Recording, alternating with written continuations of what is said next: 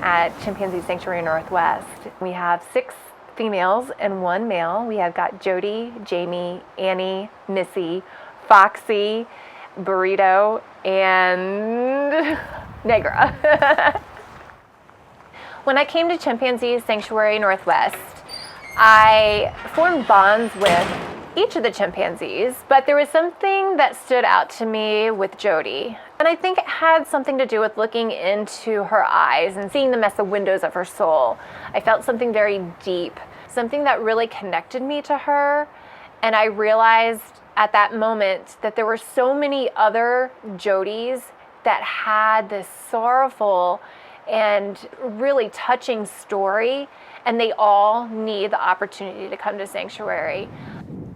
The 7 chimpanzees at Chimpanzee Sanctuary Northwest came to the sanctuary in 2008. They were previously used in hepatitis vaccine research at a private lab in Pennsylvania. And Jody in particular was also used as a breeder. She would give birth. They would take her baby away from her within 24 hours to then be used in biomedical research. So that cycle just continued year after year after year.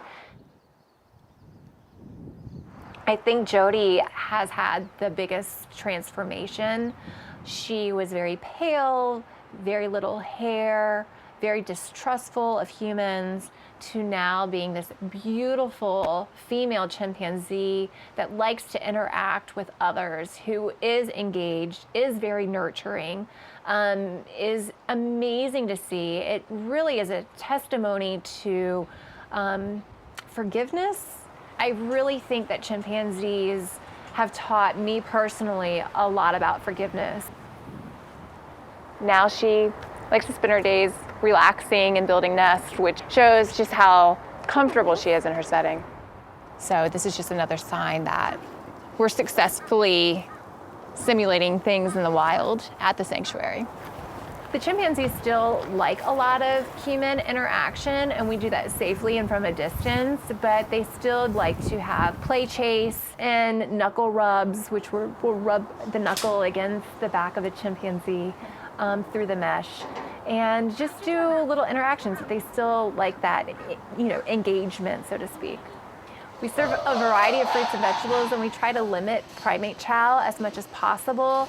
Missy? Do you want sweet potato?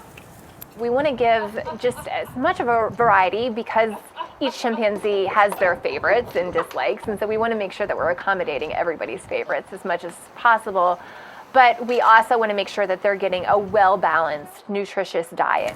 And one more. There you go. Another big milestone in the movement was seeing that the National Institutes of Health announcing that they are going to retire most of their chimpanzees over the coming years, as well as U.S. Fish and Wildlife Service announcing that they could stop split listing the chimpanzees and now list them as endangered species rather than threatened species. And this is a great moment in history where we're educating the public and inspiring people to make that difference. And I'm really encouraged and hopeful that by all of this, we will see some other Dian Fosse's and Jane Goodall's coming up and making huge differences in the lives of chimpanzees.